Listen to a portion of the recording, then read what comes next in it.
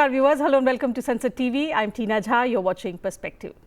India and the United States resumed trade talks this week with a US delegation visiting India to carry forward discussions on the trade deal. A team of officials led by US Trade Representative for South Asia Brendan Lynch visited India on the 16th of September. They held discussions with officials from the Department of Commerce led by Special Secretary Rajesh Agarwal. Both sides termed the discussions as positive and forward-looking, covering various aspects of the trade deal. It was decided to intensify efforts towards an early conclusion of a trade agreement between the two countries. This was also the first in-person meeting between trade representatives of the two countries since the Trump administration imposed 50% tariffs on India. On the show today, we focus on how both sides are trying to overcome differences on trade issues. With Indian products facing 50% tariffs by the US, what kind of progress can we expect from the negotiations between both sides? Also, can talks on trade be de-linked with other punitive measures by the Trump administration on India, such as revoking of sanctions exemptions for the Chabahar port in Iran? To help us understand the road ahead from different perspectives, I'm joined by distinguished experts. So let me begin the program by introducing them to you. I'm delighted to have on the panel today Ambassador Prabhu Dayal, former diplomat, Dr. Anshu Joshi, Professor of International Relations, School of International Studies, JNU, and Mr. Alexander Slater, Managing Director and Head of India Practice at Capstone LLC and former Managing Director at US-India Business Council. Thank you to my panelists today for joining us on the program. Welcome to Sansad TV. Ambassador, let me begin the program today with you, the conversation with your first thoughts. So the US delegation led by Brendan Lynch met Indian officials in New Delhi on the 16th of September on how to take forward the next round of negotiations on the trade deal. Both sides have also called the talks positive and forward-looking. How do you assess this development? Tina, first of all, thanks for having me on your show. As you mentioned, after the cancelled meeting in August, trade delegations from India and the United States met in New Delhi in mid-September. Now, both sides described the discussions as positive and forward-looking and agreed to intensify efforts towards an agreement. Now, let me mention that a phone call between President Trump and Prime Minister Modi helped to de-escalate tensions, signaling a diplomatic thaw. Now, a key outcome of the meeting was the mutual agreement to intensify efforts towards an early conclusion of a trade agreement. However, obstacles to the deal still remain. Firstly, the Trump administration has imposed 50% tariffs on Indian goods, including a 25% punitive surcharge linked to India's purchases of Russian oil, raising the overall duties to 50% for Indian exports. Now, India has stated that meaningful progress is unlikely until these punitive tariffs are removed. Secondly, a long-standing point of contention is US pressure on India to open its agricultural and dairy markets. Okay. India has fiercely resisted this, citing concerns about food security and the livelihoods of millions of small farmers. Thirdly, the US is pressurizing India to stop its purchases of discounted Russian oil, which India continues to buy due to its own energy needs and energy security. Having said that, it is a good sign that both nations have agreed to continue negotiations, including virtual meetings, following the latest in-person talks in Delhi. And the goal is to move forward with the bilateral trade agreement, and the Indian Commerce Minister has indicated a potential deal by November 2025. So while President Trump has softened his tone on social media, he has not yet removed the punitive oil-linked tariffs, which remain a major obstacle to a breakthrough. So let us see how things proceed from here. That's right. Professor Joshi, in the wake of the 50% tariffs, which are still in place on the Indian products, there's also a new blow to India with the revocation of sanctions, exemptions for at the Chabahar port in Iran. How realistically do you think there could be a reset in dialogue, especially when it comes to negotiations on the trade deal? And can we expect that trade deal to happen by November this year? Tina ji, first and foremost, we should understand, we should see how the developments, what is happening in global politics is impacting India-US relations. We have seen a flux, we have seen a turmoil in the relations between the two strategic partners since past few months, and we could see how Trump imposed hefty 50% tariffs on India. And not only India, for that matter, he also imposed tariffs on the global South nations like Brazil. So, and amid this all, we could also see that there was another conflictual theater opened between America and Iran in West Asia, wherein then we saw that how Trump pivoted to Pakistan to contain Pakistan from helping Iran. Pakistan is an ally of Iran, and we also know that how well it gels with China. So Trump first tried to pivot to Pakistan, and then he took a U-turn from like the kind of strategic relations that he only established during his previous presidential rule in America between United States of America and India. Then we could see that he also tried to stop Russia-Ukraine war, but he miserably failed. And on the other hand, we could see that how Zelensky and Putin both had expressed their belief, their trust in India and Indian Prime Minister in resolving the conflict. And this is what we could make out when Zelensky called our Prime Minister when he was in China to attend SCO summit. So actually this trade deal is very significant, Tina ji, not only considering the trade relations between the two nations, but the strategic relations that both the nations enjoy for years. And there was a trust that was developed between the two nations. But then first and foremost, US put sanctions on us. After that, and in fact, amid that, we were asked to open our agricultural and dairy market for American products, and that was made clear to the US officials who were negotiating for the trade deal that this particular sector cannot be open for US products, considering the interests of fishermen, dairy producers and our farmers. And this is what our Prime Minister also stated during his speech that he gave on 15th of August, our Independence Day. So this was another irritant which actually faltered the trade deal. There were 5 rounds of negotiations that had already happened, but during the 6th round we could see that there is a situation wherein there are multiple challenges ranging from these sanctions that have been imposed on India, and America's Industry Minister Howard Lutnick had clearly set the condition of removing tariffs on the condition that India should stop buying oil and gas from Russia. And that's where also India made it clear that it cannot stop buying oil and gas from Russia. In fact, Russia has recently announced a cut or additional, discount of 5% on the oil and gas that we purchase from Russia.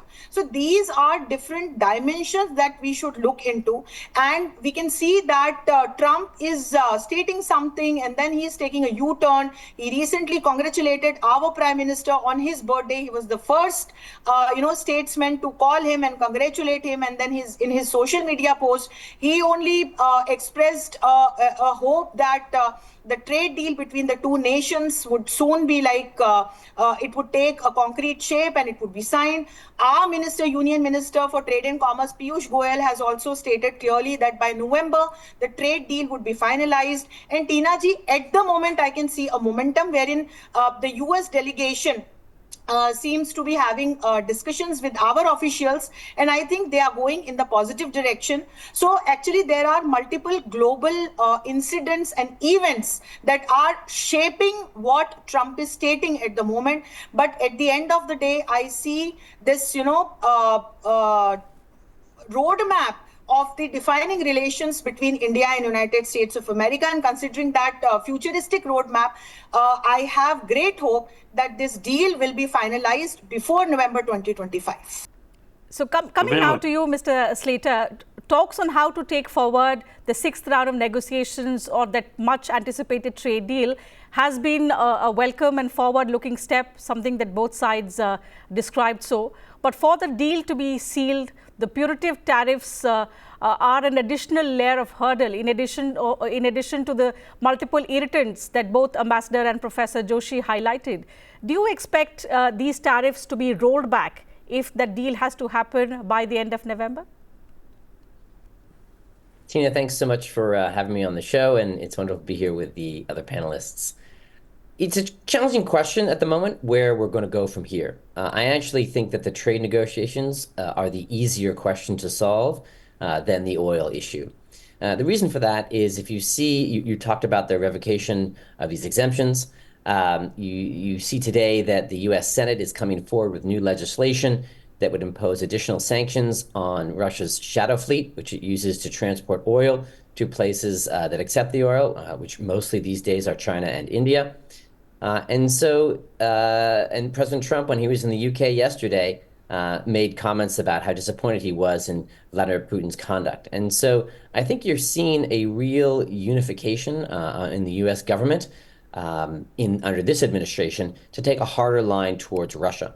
And what it's trying to do there, whether it's with European allies, whether it's in conversations with India, or through other means, it is really trying to increase the pressure on Russia. And so it is a bit ironic that the outcome of this pressure is that Vladimir Putin has offered India a 5% discount on oil, because effectively that actually helps advance the goals of the United States, right? The whole idea here of what the United States is trying to do is to reduce Russia's monetary assets that it receives from oil. And so it shows that this pressure is working because it gives India additional leverage to go back to Russia and say, you know what, if you want us to keep buying oil, you should lower the price. And I'm pretty sure that that's what happened in these conversations, and that's why the discount came forward.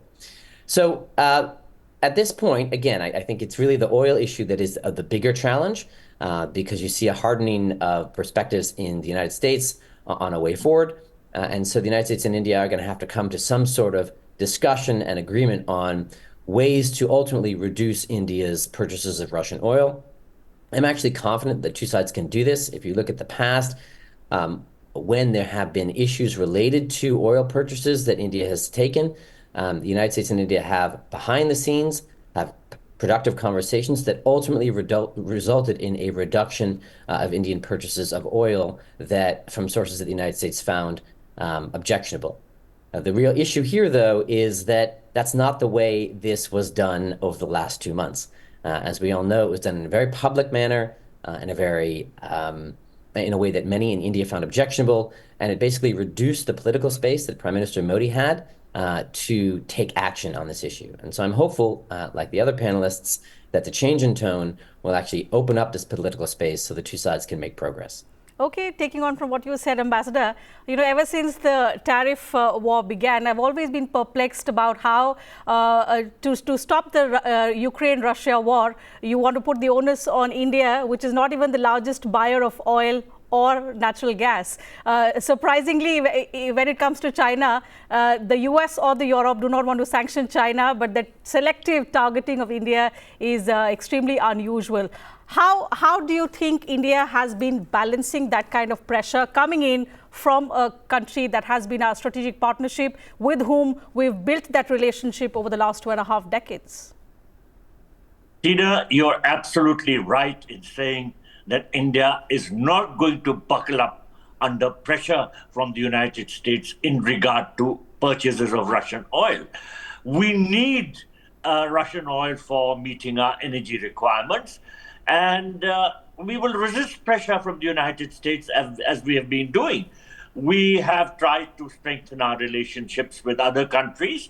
So now the entire scene is changing as regards India's multilateral and strategic alignments, because we are emphasizing on multi-alignment.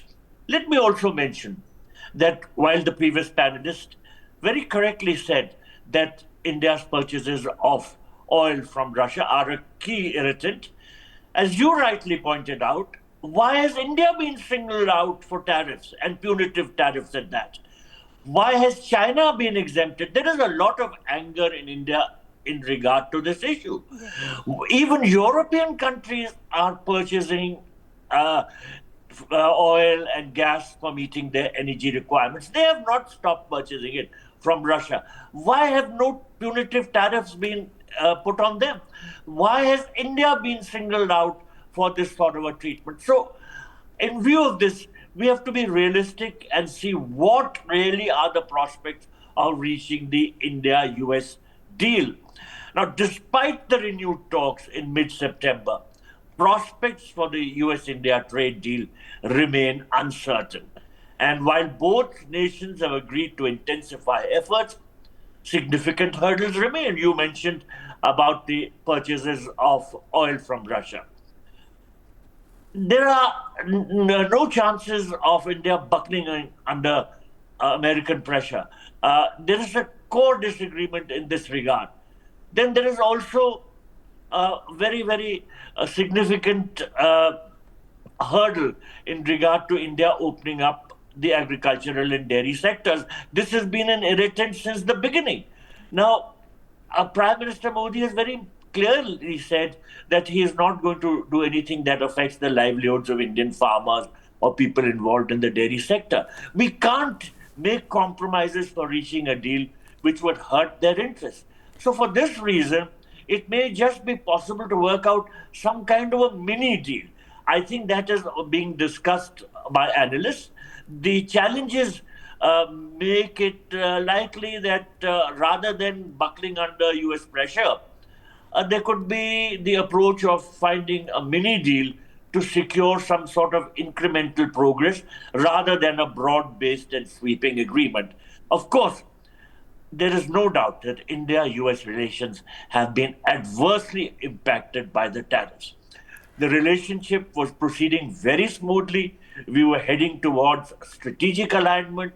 We saw eye to eye on a whole host of issues, but the imposition of the 25% tariffs, followed by the additional 25% punitive tariffs for buying Russian oil, this has spoiled the atmospherics and the relationship has suffered. It will be difficult to put things back to normal so easily, but nonetheless, if the trade talks make satisfactory progress, we could hope for an improved overall relationship. That's right. Professor Joshi, what Ambassador highlights is the manner in which those steep tariffs came selectively at India, now the withdrawal of the sanctions, exemptions, the manner in which President Trump tried to intervene during the India-Pakistan conflict back in May. The question here is the trust has eroded, as Ambassador rightly said. There is a lot of anger in India. In such an atmosphere, do you think it's possible to de-link all of these issues which are happening with the trade talks on one side? Would it be realistic to expect that while these things are where they are, or by November you can expect that you are having a trade deal with a country with whom your trust levels are at an all-time low?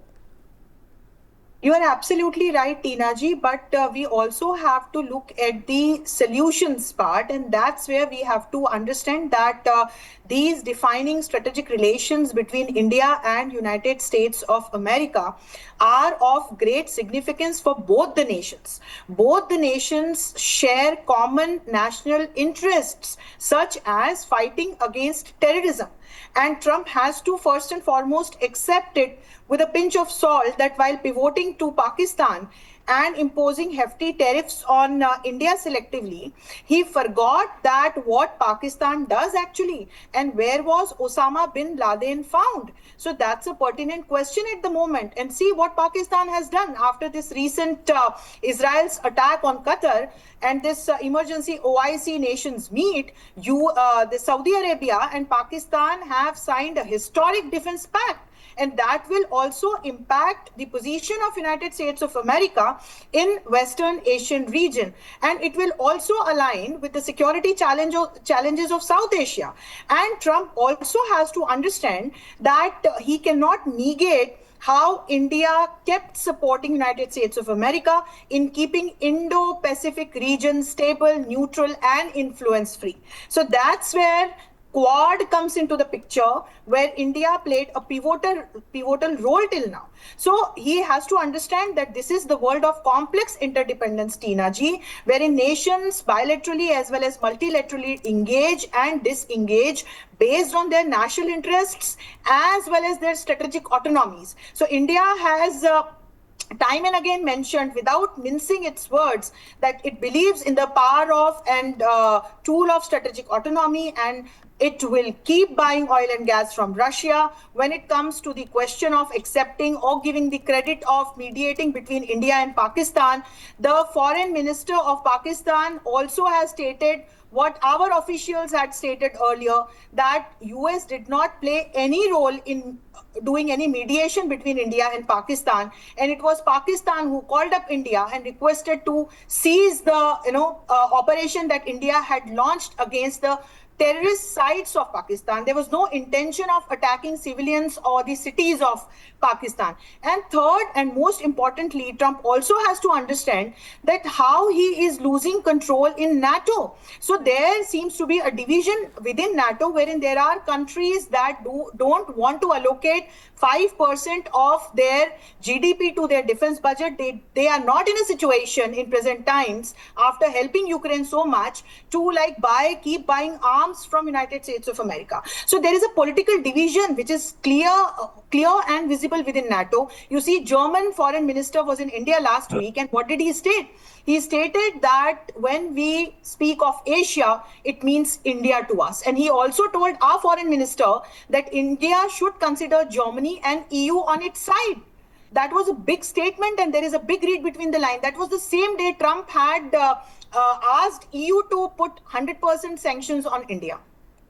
So we have to understand that how things are building up in favor of India at the moment, because India respects the strategic autonomy of other nations also. So Trump has to understand, given the kind of strategic relations and common national interests that both the nations have, he has to understand that if he keeps coming up with such kind of statements and punitive measures against India, people to people connects will also suffer in near future, and it will not go in then it will suffer the relationship will suffer in long run. So this is the right time, Tina ji, be it the trade deal, or when we look at from this tariffs point of view, this is the right time. Parallelly, the leaders of both the nations or officials can come together and resolve what has been created in past few months as challenges for the relations between both the countries. You're right. And in the interest of both countries, the largest democracy and the oldest democracy, yes, the divergences have to be narrowed down, and that's where the progress has to be made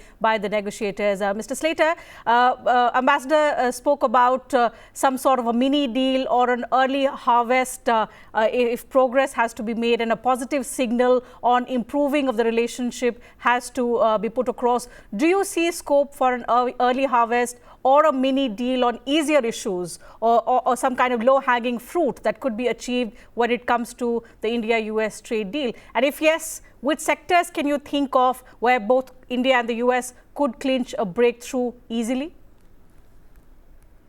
So, Tina, I think this is really the first time that I've heard of this from an American perspective.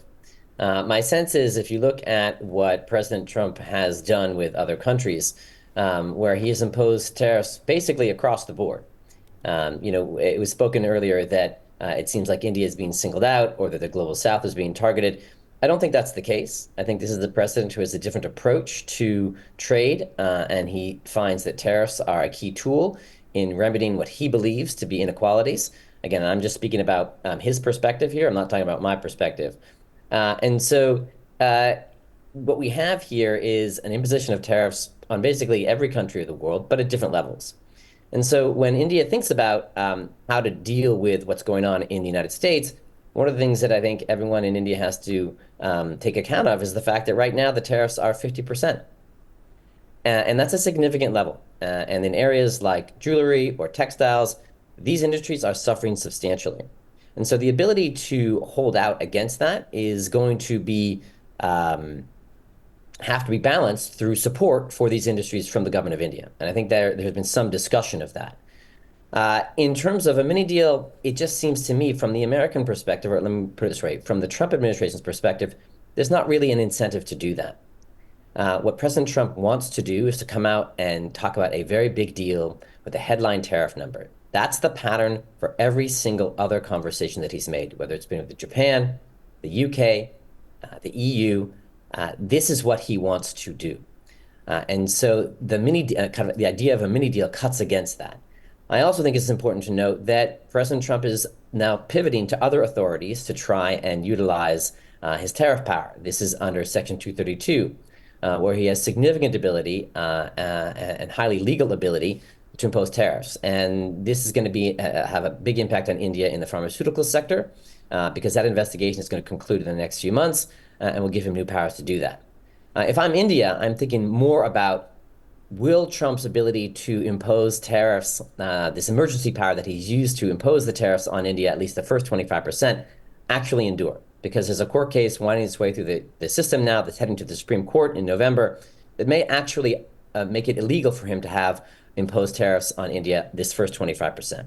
And so we're going to have to see how this all plays out. And so I think this is one reason why you see India talking about November being a date for an agreement. I think there is some idea among the Indian side that these tariffs are going to be deemed illegal by the Supreme Court of the United States, and therefore that's going to balance the leverage. But we'll have to see on that. You're right. And, there is optimism on the Indian side.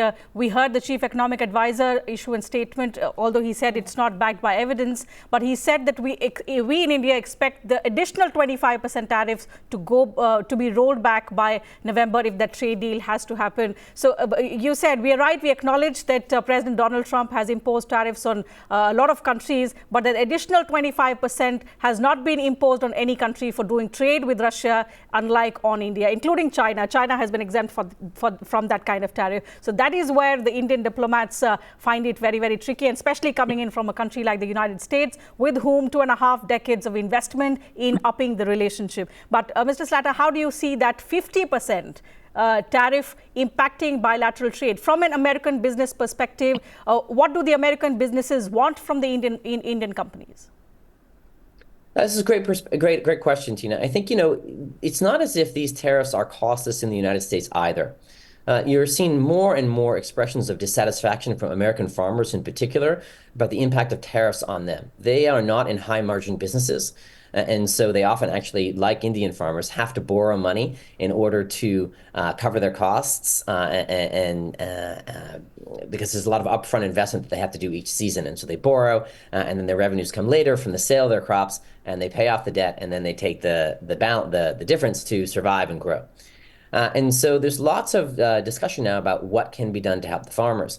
You had the other day the Agricultural Secretary of the United States musing that the revenues from tariffs, which President Trump has deemed to be significant, should be used to help American farmers. And so they too are suffering here. And that's a big constituency. And I think it's one of the reasons why there is this sticking point with the original deal that was really on the table in August, where the two sides had come to an agreement at the trade negotiator level. And that went to President Trump's desk, and he ultimately decided not to do it because he felt that the concessions or the access for American farmers were not significant enough. And so, but his ability to kind of hold out on that and continue to hold the line on tariffs overall is going to be hurt, because this is a constituency that is suffering. The tariffs cause an increase in fertilizer prices for them, and it makes it more difficult for them to sell their crops overseas, because countries are seeking to buy from other sources. And so this is another source of challenge for the Trump administration to continue imposing these tariffs. Right. And officially, we do not know what's happened in that meeting on the 16th of September, but a statement coming in from the chief economic advisor does indicate that some sort of an understanding has been reached on that additional 25%, because in the current situation, a comprehensive deal looks quite unlikely. So as Ambassador was saying, low-hanging fruits is what both sides will have to look into. Ambassador, if there were, say, one or two low-hanging fruits or sectors that both governments have to pick, which one do you think would be easy for both governments to sail through, given that we are targeting the November 30th deadline?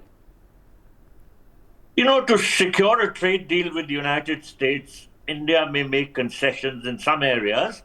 For instance, India has previously signaled that it is open to lowering tariffs on a range of industrial products, gradual tariff reductions on certain US goods, such as automobiles and premium dairy products and alcoholic beverages, have been previously discussed.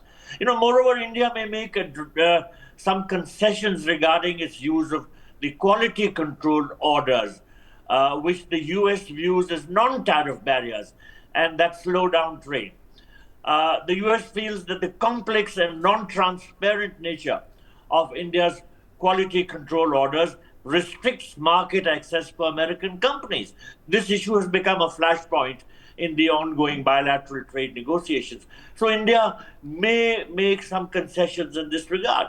Again, India has previously offered to increase its purchases of US LNG and other energy products. And above all, there is the defense sector. India can expand purchasing defense equipment from the United States, which could be part of a broader deal to address strategic and economic concerns. So there will be certain areas which must have been discussed and where India must have offered to make concessions. Of course, these details are not in the public domain. We can speculate, but I think what is important is that both sides, both India and the United States, have exhibited their keenness to work out a deal. And when this keenness is there, I'm sure a way could be found to take things forward. Okay, Professor Joshi, one last comment from you. Both sides are quite positive and willing to make concessions, something that both sides can perhaps agree on is what we hope. But what would be a realistic roadmap or milestone to demonstrate realistic progress given the anger in India and given the manner in which the relationship has gone downhill? How do we need to pick it up from there? Tina ji, as I said earlier, also I have been commenting on other shows as well, and I have speculated it in my columns also that Trump might take a U-turn in terms of the tariffs that he has imposed on India. And the other irritant remains his pivot towards or inclination towards Pakistan that he has to rethink, because that is one country that United States of America should not trust, because again I would state that Trump should recall where Osama bin Laden was found, and Trump has been really vocal in terms of announcing the commitment of United States of America in its fight against global terror. And that's where India and US has done a lot in past 10 years, I would say, in terms of promoting various counter-terrorism initiatives ranging from like different norms to technologies to like civil defense mechanism and sharing intelligence related data. And US also started providing us real-time access to its satellite, which it did for the first time. So Trump should recall all this. And there was a trust that was built up, Tina ji, and you were absolutely right that now there seems to be a trust deficit between the two nations. So that has to be worked upon. And then I see that there is still like talk is going on, and the officials have also signaled towards this, positive outcome in context of this trade deal, because it's not only India, it is also significant for United States of America, because by imposing tariffs, actually at the end of the day, as the economists, different experts of United States of America, from like Michael Kugelman to this Richard Wolff to Rick Sanchez, they all have speculated that this is going to impact the common man of America as well, as the inflation might increase in US by imposing these hefty tariffs on India. So definitely there would be an impact on American economy also. So for a win-win situation, I think that now we should recall that phase when both the nations build up a momentum in terms of like their strategic collaboration. And from here, I would see like a positive, track wherein the things will come back onto the track. But I do see a bright day ahead wherein the trade deal at the end of the day would be signed between the two nations. Okay, with that hope, one closing comment from you, Mr. Slater, as well. Just a few months ago, we were talking about India and the US being natural partners, and it's a relationship of the 21st century. But just months later, we are now having divergent views on almost every matter. How do you see, or how do you look at the future of India-US relationship, not just in context of trade, but in the interests of people, in the interests of two democracies that are, putting the world together? There is dictatorship in countries. There are elected governments being overthrown elsewhere. These are two countries where democracy stands firmly.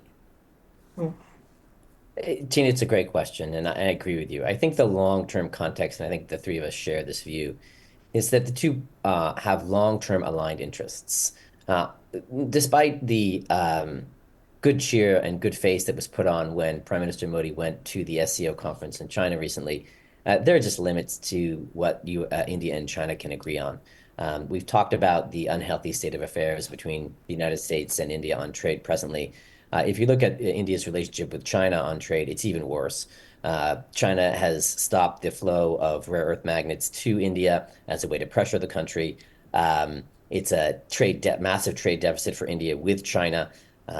India's goal of being a kind of China plus one, a diversified supply chains source for other countries, is in part dependent on China's cooperation, because a significant amount of expertise that India needs to gain resides in China. And so I just think there's limits there. I think that if you look back, as you said, over the last, really since 2008, but especially over the last 5 years, during the time that I was in India leading the US-India Business Council, enormous progress was made between the two countries. We've talked about the security cooperation that was made. You've seen the bilateral trade increase significantly, even without a trade deal, right? When there were significant tariffs from the Indian side, now we have significant tariffs from the American side. And so I think there's a lot of momentum, especially at the commercial level, at the people-to-people level, to push this forward, even though the two governments are having a hard time aligning right now. But I think overall, the strategic context, the people-to-people ties, and the commercial ties are very strong. There's a huge amount of interest in the commercial communities of both countries to increase the relationship, to grow the relationship, to trade more, to do business in each other's countries more. So I'm really confident on that level. And I do think that the strategic context that we've all agreed upon here does exist, is going to hopefully temper the current situation and lead us down the road towards more cooperation. Okay, so with that optimism and the hope that when the negotiators meet for the sixth round of negotiations, we still don't know when that's going to happen, but whenever they meet, let's hope that they're able to build on and make some significant progress from what happened in the 16th September talks. So with that, we'll have to wrap up the conversation. Time allows me to take up only that part of the program. Thank you once again, Ambassador, Professor Joshi, Mr. Slater, for joining us on the program with your valuable insights. And to you viewers, thank you very much for your time as well.